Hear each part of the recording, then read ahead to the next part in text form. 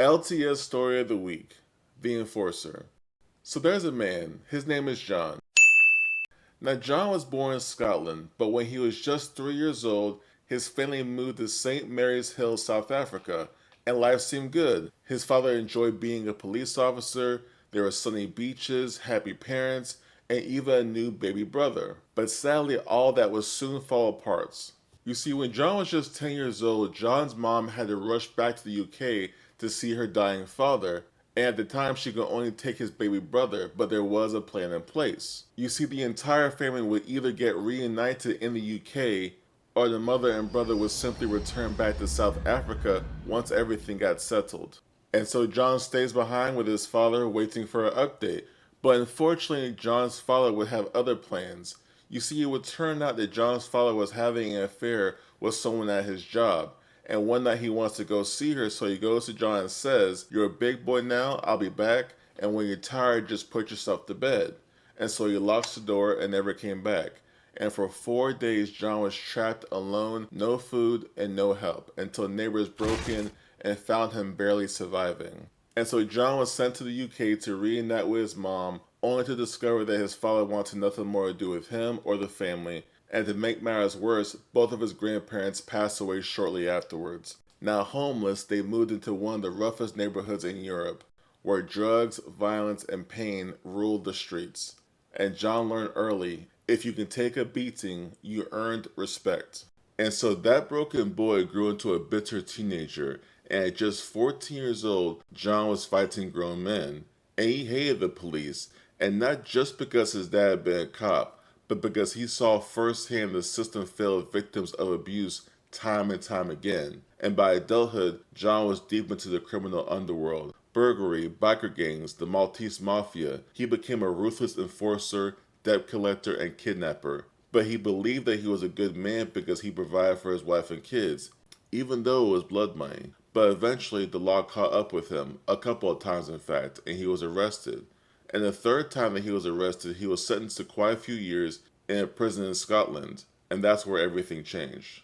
You see, in prison, John met a man named Tony. Now, Tony was different, peaceful, joyful, and always inviting John to the Bible study in prison. Now, John was not interested at all until one day he heard that they had coffee.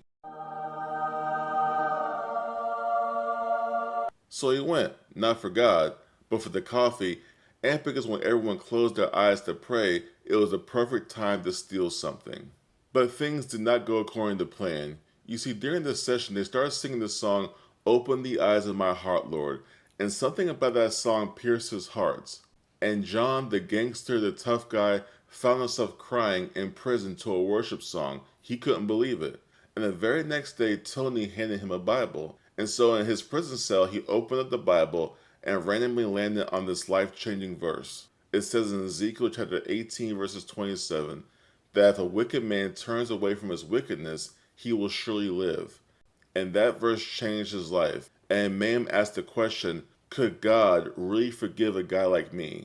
And so he went back to the Bible study with questions. And that's when the Bible study leader broke down the gospel simple and clear, that we're all sinners. And just like your prison sentence, our sin earns judgment. But God sent Jesus to pay the price for us so we can walk free. It clicked, and John gave his life to Christ that day. And he said, I woke up the very next day and felt free, even though I was still behind bars. John was released from prison in the year 2007. He felt like he was leaving a new man and leaving behind the old man. And so John did what he knew to do. He hit the streets again, but this time not with violence, but with the gospel. He went back to the same kinds of places he had once terrorized, tough neighborhoods and prisons, to tell others that redemption was real. He even helped to write the book titled If a Wicked Man, a book based off the very Bible verse that had changed his life. And even though some prisons banned the book and his stories have impacted countless lives. John's story is proof that God can redeem anyone, and sometimes it starts off with a cup of coffee in prison. It also shows something else powerful, that we need to make the gospel simple, not overly complex or watered down, but clear.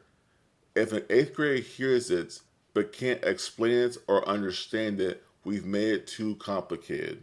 The truth is, We're all sinners, and God, as the perfect judge, must deal with sin. But on the other hand, He loves us so deeply, so He sent His Son Jesus to take our punishment, so that we can walk out of that eternal prison of guilt, shame, and most importantly, separation from God.